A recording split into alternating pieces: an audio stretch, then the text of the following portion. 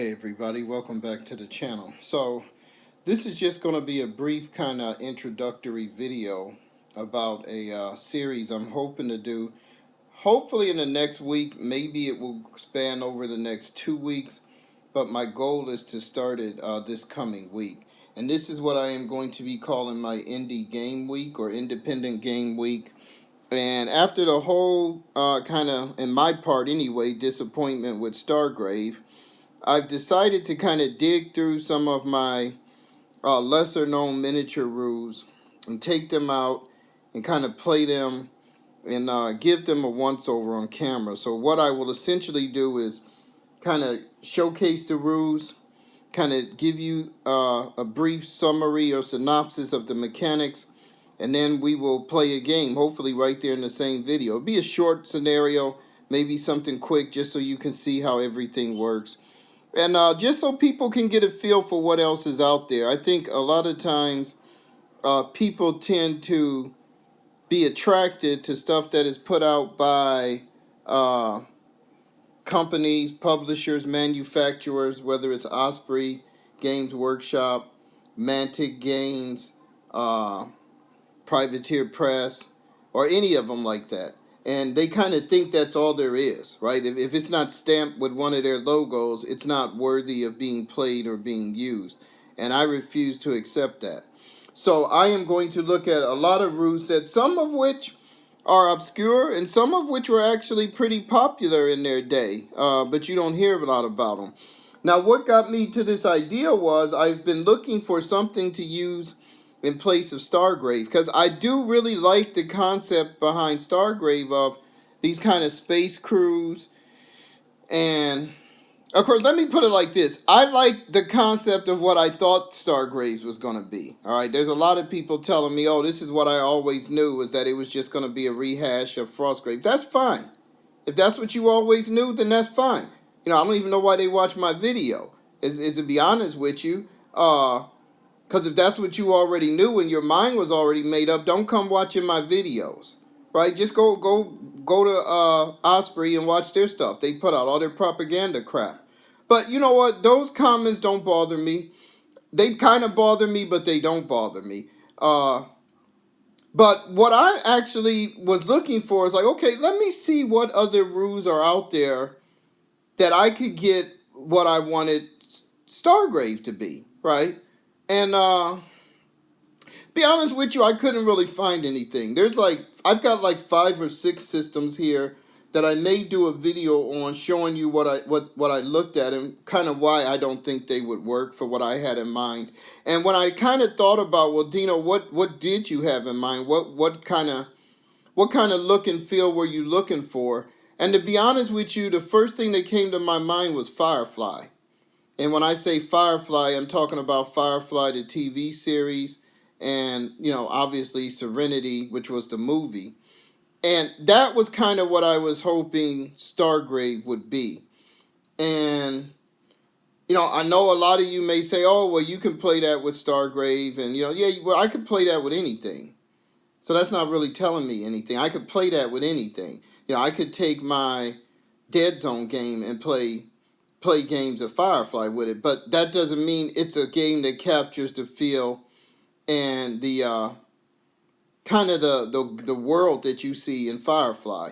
So I'm still looking for that, and I've decided that I am going to maybe start looking through some independently published stuff. Now, these are rules I've had for a long time. None of these are necessarily related to what I'm talking about with Stargrave, but I may even look at some of the stuff that is on Drive-Thru RPG, a lot of which, some of the sci-fi stuff on there is highly spoken of by people that have downloaded it and used it. I have not used that much because I tend to like rules in books, as you can see. And I know Drive-Thru RPG does have an option with some of theirs where you can get a book like this, but I think kind of the cost is disproportionate to what you're paying for. I mean, most of these books are laid out. They have professional art. The kind of stuff you're going to see on Drive-Thru RPG typically is kind of desktop publishing, which I don't have a problem with that. It's just, I don't mind buying it in a PDF. If I'm going to pay $28 or something to get it printed, then yeah, maybe I'll pass. So what I'm hoping to do with this upcoming Indie Games Week or Indie Games 2 week period is we're going to take a look at some of these, and we're going to just see how they play, right? Because I think sometimes a lot of people don't even understand how game mechanics or game rules work and how they do affect the feel of the game. I mean, if you're a type of person that can tell me rolling 1d20 is the same as a game where you might have multiple dice, what we used to call quality dice, then I'm going to tell you you're not a person that knows anything about game mechanics. Because there's a reason when game designers create games, whether they use more than one die or they don't use more than one die. Because you're trying to simulate the feel, or at least what we believe, this type of thing would look like. Now, I've also had a lot of people in response to that Stargrave video say, oh, well, why don't you make your own game? Did that and done that and been there. I did make my own game. This is my own game. So I don't want to hear anybody telling me anymore in the comments, oh, why don't you make your own game? Right? Because that tells me most of you guys don't even know what you're talking about. This is my own game. Right? It's not a sci-fi game. It's a role-playing game. But, for all you people that want to say, why don't you make your own game? I've already done that. So this isn't about me making my own game. So let's move on from there. What I'm telling you as a game designer, this is also my game, which I'm going to be playing. This is called A Fatal Blow. This is a man-to-man medieval combat game. And I've actually featured this a few times on the channel. And particularly what I do is I like to play my rules with this game, but using the scenarios from this game, which is Warhammer Skirmish, which was an excellent game. Unfortunately, this thing does not have the stats and the rules in here that they did used to have the actual skirmish stats. And I don't know if I have a separate one with that in it or not. Although I think the General's Compendium might have had it in there. But what I really liked about this thing was it had a lot of great scenarios in here. Really good scenarios, just to be honest with you, where they featured terrain and different forces. And so I like to actually play these scenarios, but I just use my own game rules. So like I think the one I played that I have a video on my channel using my game of Fatal Blow was, I didn't do the Troll Under the Bridge, Rally Around the Flag. I'm not sure if that was the one I did. Bones to Pick, no. Bridging the Gap, no. Civil War, no. Cut the Bridges, Scale the Walls. I actually have another one of these. Maybe it's in there. Because the one I did was kind of with some lizard people that we were fending off. They even have a wizard's duel in here. I might want to try that. Bring Out Your Dead. I might try that. So, I don't know. I don't see it right now. But I'm hoping to play some of those scenarios using my Fatal Blow game system, which really I need to update my Fatal Blow system. Because I had been promising to do some campaign rules for it, but I've never quite got around to typing them out. But anyway, what I'm going to do before I go is I'm going to take a look at all of the games. I'm probably only going to get around to 5 of these. So if you have one that looks particularly interesting to you and say, man, I'd love to see a playthrough of that, or I'd love to see you, do that one, then put that in the comments. And if I get 5 or 6 people asking for the same thing, I will do that first. I kind of already know the first 2 or 3 I want to do, but if you guys comment, I will maybe move something up or swap it off. Okay, so first up is the Pirates Miniatures game, and this is one of the ones I was talking about that I said used to be very popular in the war game community. This was by a company called Flagship Games, which I don't know if they're still around. But when I was playing war games, everybody knew of Flagship Games, right? Everybody had heard of them.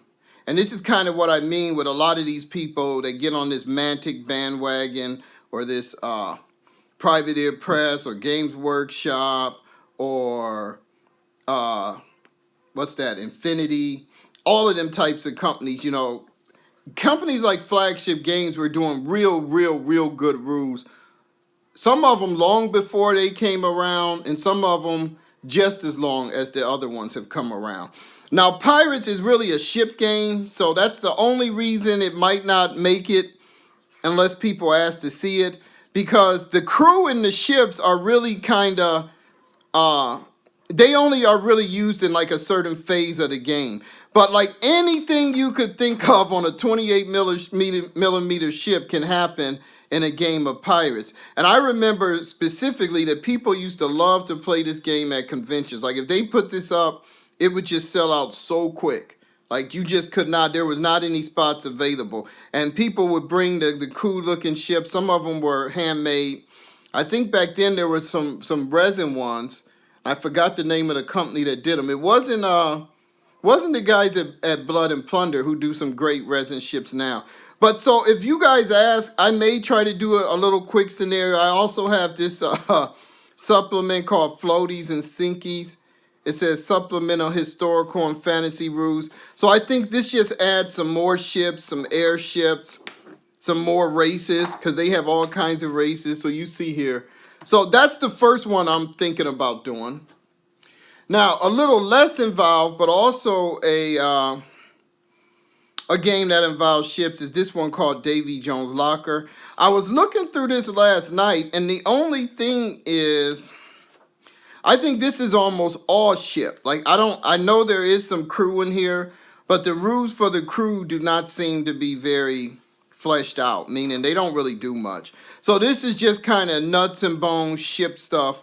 You know, you got your swivel gun, your rigging repair chart, your gun repair chart, your hull repair chart, your command, your foot rating. I even think this one, though, you can play some land battles,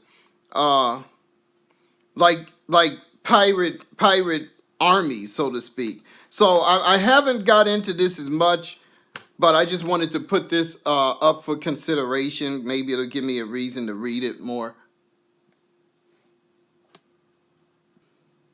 Now, if you guys watched my last unfinished projects, you saw I had a lot of samurai miniatures that I am working on for the game called Test of Honor. And the only reason I didn't put Test of Honor in here is because that is kind of a more mainstream game. It was done by Warlord Games, and now it's done by Great For Now Games, who's the guy that created it. But this is also kind of a cool-looking little samurai game. It seems like it plays very fast, though, because it uses the quality die system that I was talking about. So you got a 12-sided, 10-sided, 8-sided, 6-sided, and then basically you attack. And I was looking at this last night, and it seemed like the kills come quick and fast in this game. It says each figure may take a number of wounds. Figures, I think, fight until they receive the final blow. Samurai can take 4 wounds. Ronin can take 3. So obviously, I could imagine a samurai just going through people like butter, a knife through butter in this type of game. So this might be fun. This is one of the ones that I have said I'm willing to do a quick setup and, to kind of play it and, just kind of see, if it's something you guys might want to be interested. You might even still be able to find this in your local store. I saw a copy in my local store today. All right, now another one that I said a lot of people would know that, is not necessarily independent or obscure is this game called Rippers. It is a Savage World game. I think it's done by Shane Hensley. Says a Showdown Miniatures game. Now, this game, as far as I know, basically is I want to say maybe a summary or an expansion of a game called Vampire Wars. And you can see that here where he says right here, the original Stephen Lawrence for creating the original Vampire Wars. So this game is a game of gothic horror. You're basically hunters, vampire hunters, and you're going after all of your trope, your typically trope type of monsters. television monsters. The Mummy, Frankenstein, the Werewolf, the Creature from the Black Lagoon, the Hunchback of Notre Dame. So all of that. And this is all kind of condensed into this supplement called Horror Wars, which I think takes a lot of the Savage World? Takes a lot of the Savage World rules or mechanics and kind of converts them over into the Vampire Wars setting. So I used to love Vampire Wars. I have played that. And, you know, I'm willing to show you guys how this works. I mean, this is another one you could probably find fairly easily on eBay because, you know, everybody knows who Savage Worlds is, at least if you're actually a real war gamer, you do, right? All you people putting comments in there about Frostgrave, I'm sure you guys know who Shane Hensley is in Savage World, right? Right? Okay, and so, yes, this is not an independent game company. This was put out by Wizards, along with a lot of other people. Back during this time, Wizards was actually licensing out a lot of their Star Wars stuff to kind of smaller game companies. They even did like a Star Wars role-playing game and Star Wars miniatures and stuff. This was kind of a Star Wars miniatures game. It was pre-painted miniatures. This was actually the predecessor, obviously, to Star Wars Legion. But the miniatures were all pre-painted. You could buy these box sets or books that would come with scenarios, and it would just tell you what figures are going to be in that scenario, what your setup would be. It even had these kind of tiles that had the area that was involved in the play. Now, if you watch a channel called Skirmish Wargames, he has probably a good half dozen of videos using this system, him and Lynn. So if you really just want to see some of these now, you could actually go there and watch those. I just put this up for consideration since we are trying to look at different sci-fi games. And, you know, if people are interested in seeing how other creators have done sci-fi other than the 1D20. Now, the interesting thing about this game is it actually uses endurance on like a 1/100 scale, right? So you may have this guy, his endurance may be 80. So a lot of times the weapons do like 10 points of damage at once. So he could quickly go from 80 to 70 or whatever. But a lot of creators, a lot of game designers like that and use that for a lot of reasons. I actually have that in my role-playing game, Journey to the Overland. And I can't tell you why other people used it, but the reason I used it was because it kind of gives you two things. One, it allows you to keep track of a limited kind of endurance where nobody's going to have more than 100 unless they're, kind of supernatural. The other thing, though, is once you get below 100, you can always make it a percentile check, right? So it's kind of helpful for a lot of reasons, even though when you do damage, I mean, taking 10 from 100 is no different than taking 1 from 10. But it's more thematic to say, this weapon does 30 points of damage than it is necessarily to say this weapon does 3 points of damage. Even though, if you're going from 1 to 3, you're tripling the damage. But you could also say, for example, if you had a guy that was wearing armor, maybe a weapon would only do 1 point of damage to his armor. And if he's at 100, that's going to take a long time. So if you guys, do want to see me do maybe a version of this one, a playthrough, then let me know. All right, and so this is actually another game by Stephen Lawrence, which if you didn't notice, pay attention. So Stephen Lawrence obviously did, or maybe you weren't paying attention, he did Vampire Wars, right? So it says, we thank Stephen Lawrence for creating Vampire Wars. Well, if you notice here, this is a game by Stephen Lawrence called Warpaint. And it deals with the cavalry and Indian wars in the American West. And I've been painting up a lot of Western figures. I think I showed you guys, I did a video on a Skinwalker posse, which I ordered from eBay. It goes to a game called Dracula's America, which I'm really not interested in. But I do want to use my Western figures. So this game is cool because it has a lot of scenarios in it. Matter of fact, 90% of the book is just scenarios after scenarios. Now, it looks like it uses a lot of figures. So, for example, here, this thing is saying you're going to need an officer, 2 NCOs, 6 privates, and then 3 privates in that one company. So that is 1, that's 9, 10, that's 12 figures. So you're looking at needing maybe 25 cavalry, some artilleries, and then you have your Native Americans. Obviously, this is supposed to be played with more than one person, so that's why the figure count is so large. If you're running 25 guys by yourself, it's not as bad as one person trying to run 50 or 60. But I really like the rules because I think there's like 7 pages of rules, and then he's right into the scenario. I think this uses a quality die too, if I remember right when I looked at this last night. Yeah, so he uses the quality dice.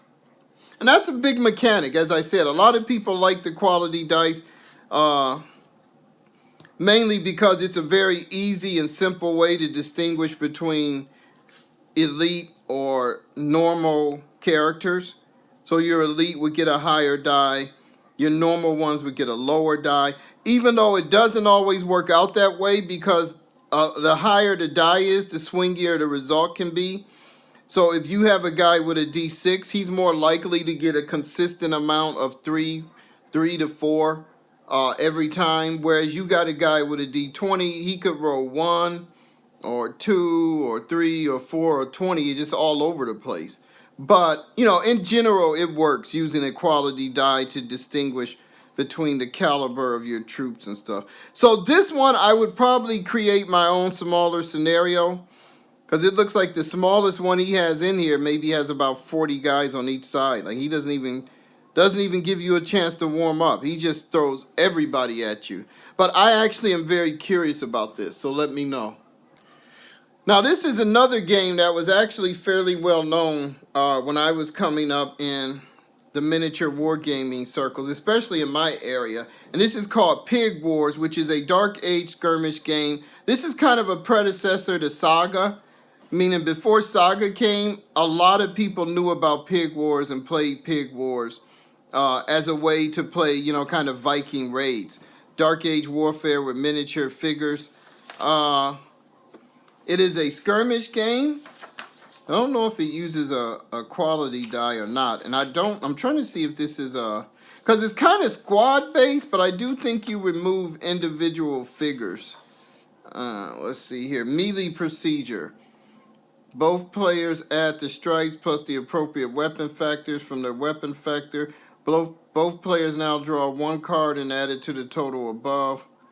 And so the victory margins must be equal or better. The hold card. So I don't know. I think this might use playing cards. Let's see if it says what you need to play the game with. So this is by Todd Kirscher, Giuseppe Rava, and John Jennings. I'm not familiar with them, but they said they created La Glory magazine, which I'm not familiar with La Glory magazine. Age of Reason and Age of Discovery, I am familiar with that. They said Todd lives in Sturgis, Michigan. I do know where Sturgis, Michigan is at. So I don't know. I have heard of Pig Wars, like I said. Maybe I haven't heard of them, unless there was a different Pig Wars. So let me see if they tell you what you need to play. Because it looks like there's a lot of cards in here where it mentions. So I wonder if this is all game cards. The game. Each figure falls into one thing. Undecided site. Mounted figures. Army composition. Morale grade. Sequence of play. Is issued 1 deck of standard playing cards. Unlike other war games which use dice to resolve combat and morale, Pig Wars tries to be different and uses a deck of cards. As cards are turned over, players make a discard pile until the deck is used up. At this point, the deck is reshuffled and play resumes. So that's very odd. Right? That's very odd that you would play a war game with a deck of cards.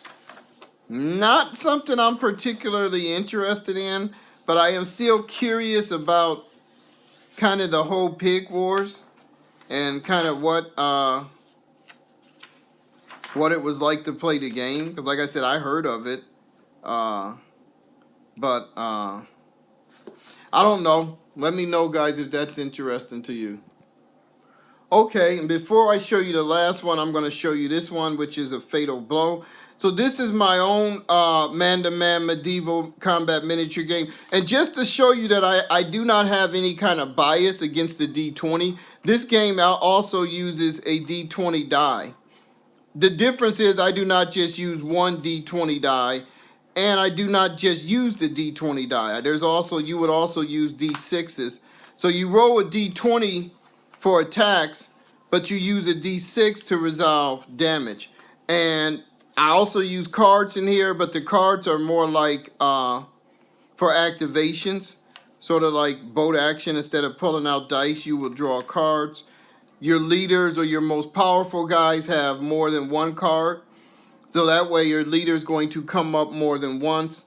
I do have a mechanic in here that I've not seen anywhere else, and it's probably because it can confuse people.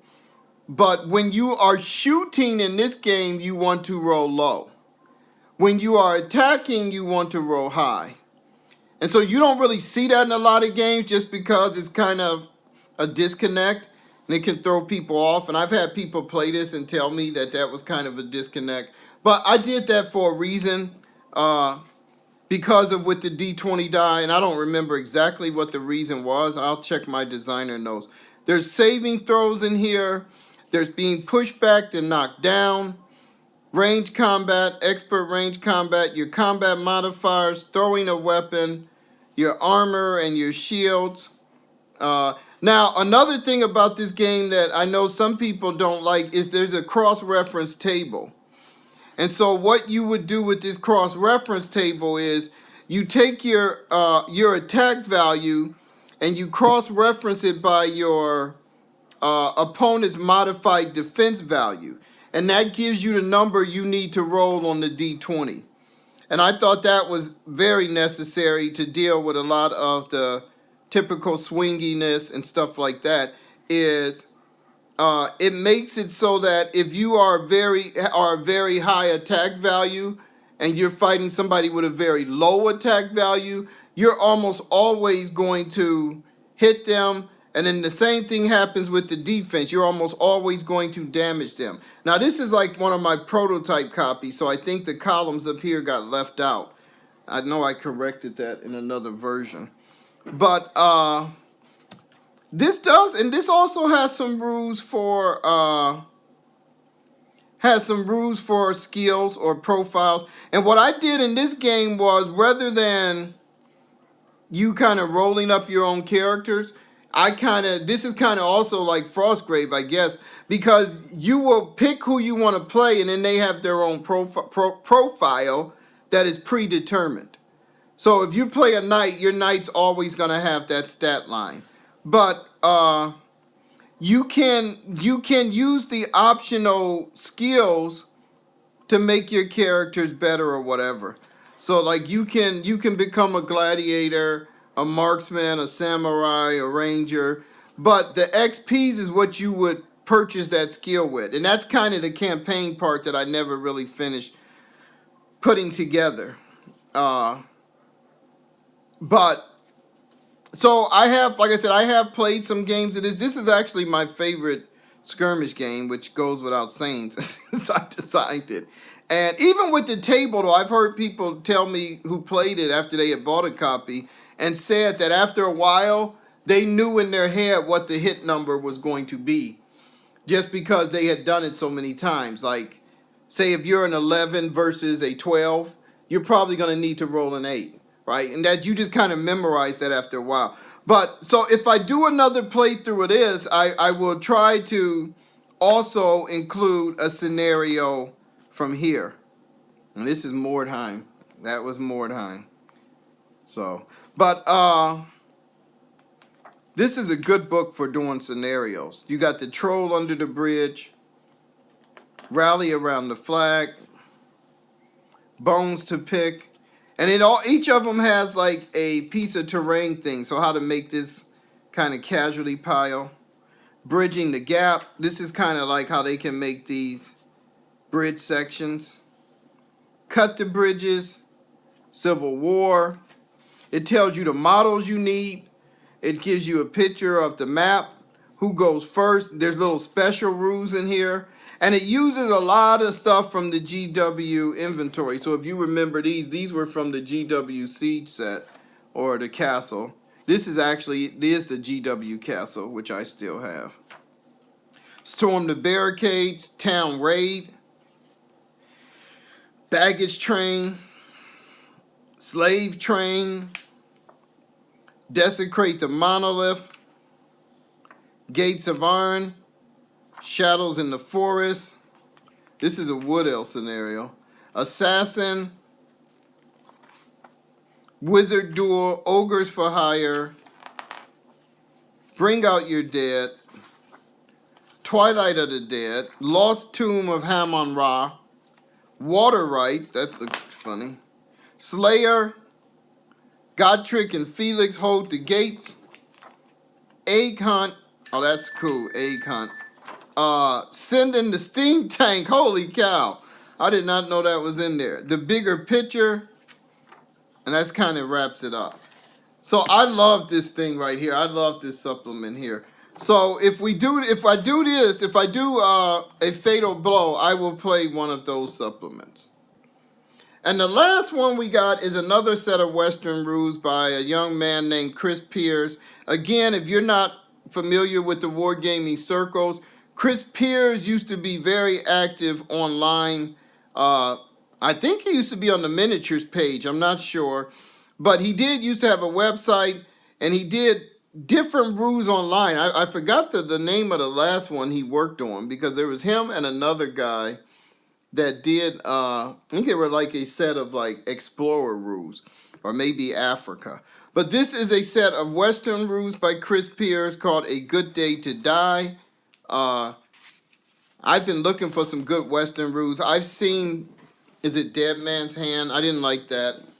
I think there was another one done by the people that did Cutlass. Was it Footsore and them? I think that was called Tombstone or something, but I didn't like that. But I found this game by Chris Pierce, and I did a quick playthrough on my own. I didn't film it. And I really liked it. Because the one thing I always do with a Western game is I take your best figures, your quick draws, your gunslingers, and say, and this is what I did. I took 2 of them, and I pitted them against 5. I think it was 5 regular town hands, right? And I said, okay, if this is a good Western, and I don't mean like realistic, but I mean a good Western like you see on TV, the Clint Eastwood, all of that stuff. If this is a good Western, these 2 gunslingers should just be able to just outdraw and outgun these guys standing in the middle of the street, right? And I don't mean, because this one thing I hate when I see people sometimes play games, usually, games like Westerns, but it can be almost any game. And I will see them take their figures and hide them behind buildings and cower them behind garbage cans, and park them under bushes, and you can't see me, you can't hit me, I've got cover, right? And you know why they're doing that. They don't want their guy to get killed. But the problem is a lot of times they're thinking like themselves, right? And they're not thinking like the person from that era would thought. It's like if you play Agincourt, and instead of sending in your mounted knights, you just say, oh, well, we're going to use our crossbowmen to just shoot up the archers, and we're going to send our skirmishers around the flanks, and we're going to hold our big knights in reserve until they break. That's not Agincourt. That's not what happened at Agincourt, right? That's not Agincourt.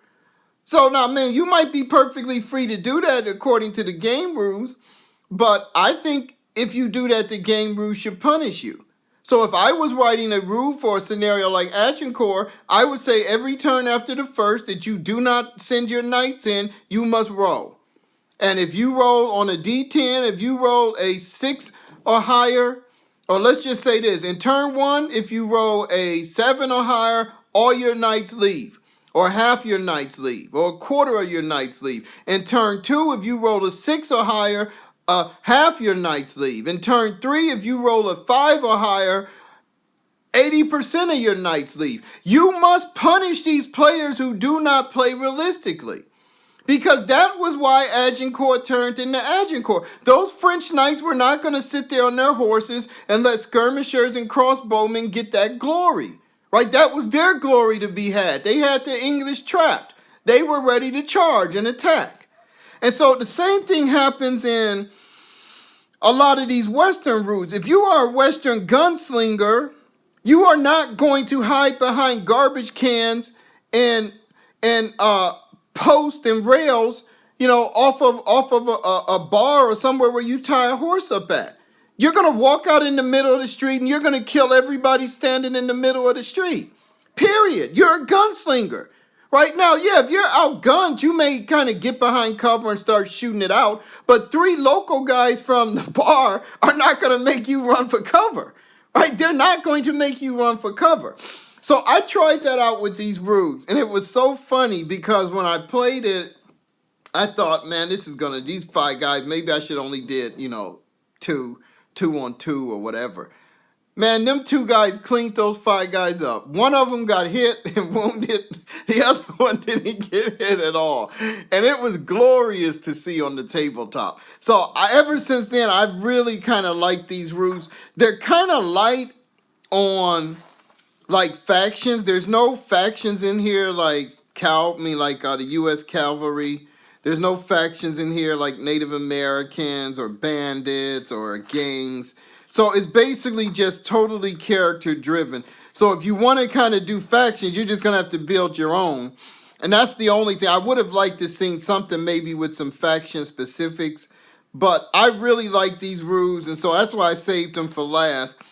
Because I do want to show you guys this. I may try to do that shootout I did again. I'm just afraid it'll go the opposite way because of some stupid dice rolls. And then I'll make a fool out of myself having said what I said. But let me know. Chris Pierce is an excellent game designer. He's an excellent game designer. If I can find his other games he did, I will mention them when I show you guys this rule set. Okay, guys, so there you have it. We have 1, 2, 3, 4, 5, 6, 7, 8. There might be one more under here. About 8 different rule sets that we're looking at featuring in our upcoming Indie Games Week. So let me know what your favorite was or which one interests you the most. And in closing, I did look up games by Chris Pierce. I guess he used to be with Rat Trap Productions, but most of his games are now done by, I think they're called Sinister Laboratories. But the game I was thinking of is called In the Heart of Africa. He has several editions, several army lists. It is like a colonial wars game. The British versus the Zulu nation. He has a game called Contemptible Little Armies, which is a World War I game. A lot of stuff on that. He has a game called Back of Beyond. Contemptible Little, what does that say? Contemptible Little Armies. So I'm not exactly sure what that is, Back of Beyond. That might be kind of a pulp game. He has a game called Future Wars, which I think a lot of people remember. Future Wars. I have not got that. Maybe I will get Future Wars and see if that would make a nice set of rules. Because if he did what he did with this Western game. Now, they didn't even mention A Good Day to Die. But these are the ones that Sinister Laboratory has by Chris Pierce. So like I said, if you've been in the hobby long as I have, everyone knows who Chris Pierce is. So anyway, guys, let me know. Take care, and God bless.